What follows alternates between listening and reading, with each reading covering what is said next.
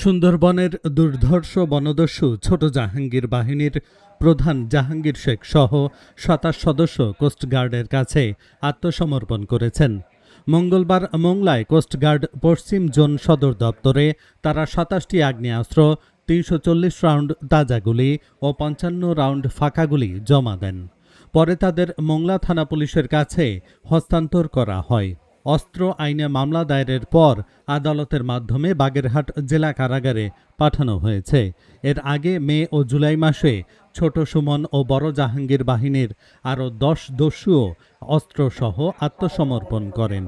অনুষ্ঠানে coast guard, police, BGB, RAB, বন বিভাগ ও স্থানীয় প্রশাসনের কর্মকর্তারা উপস্থিত ছিলেন।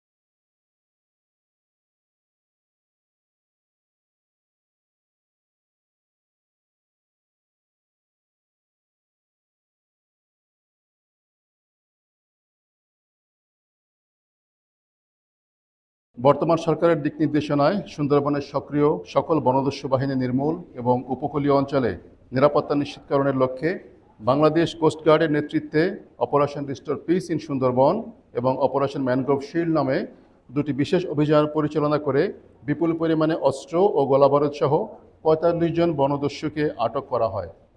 এ সময় দস্যুদের হাতে জিম্মি থাকা মোট ৪২ জনকে জীবিত উদ্ধার করে প্রয়োজনীয় চিকিৎসা সহায়তা প্রদান শেষে নিরাপদে তাদের পরিবারের নিকট হস্তান্তর করা হয়। বাংলাদেশ কোস্টগার্ডের ধারাবাহিক ও সফল অভিযানের ফলে সুন্দরবনে সক্রিয় বিভিন্ন দস্যু বাহিনী বর্তমানে ব্যাপকভাবে কোণঠাসা হয়ে পড়েছে এবং দস্যুরা তাদের কার্যক্রম পরিচালনায় ব্যর্থ হচ্ছে।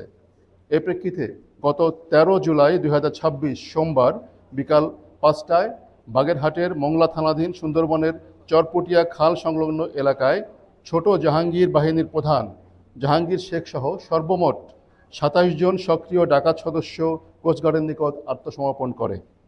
এ সময় তাদের কাছে থাকা ৩টি বিদেশি বন্দুক, একটি 8 শুটার, একটি 4 শুটার, 5টি দেশীয় একনালা বন্দুক, 15টি দেশীয় পাইপ গান, 2টি চায়না পাইপ গান, ৩৪০ রাউন্ড তাজা কার্তুজ ও ৫৫ রাউন্ড ফাঁকা কার্তুজ কোস্টগার্ডের নিকট জমা প্রদান করে। আত্মসমর্পণকারী ডাকাত জাহাঙ্গীর শেখ ও তার সহযোগীরা খুলনা এবং বাগেরহাট জেলার বাসিন্দা।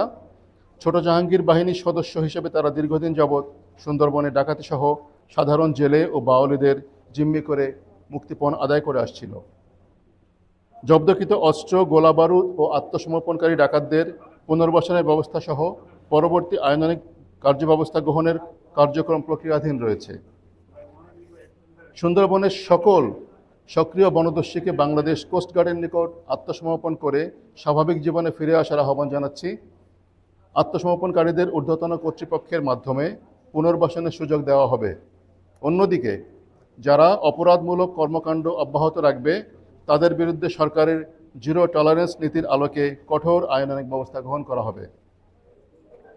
সরকারের নির্দেশনা, আপনাদের সকলের সহযোগিতা এবং অন্যান্য আইন শৃঙ্খলা বাহিনীর সমন্বিত প্রচেষ্টার মাধ্যমে সুন্দরবনকে সম্পূর্ণরূপে দস্যুমুক্ত করা সম্ভব হবে বলে আমরা আশাবাদী।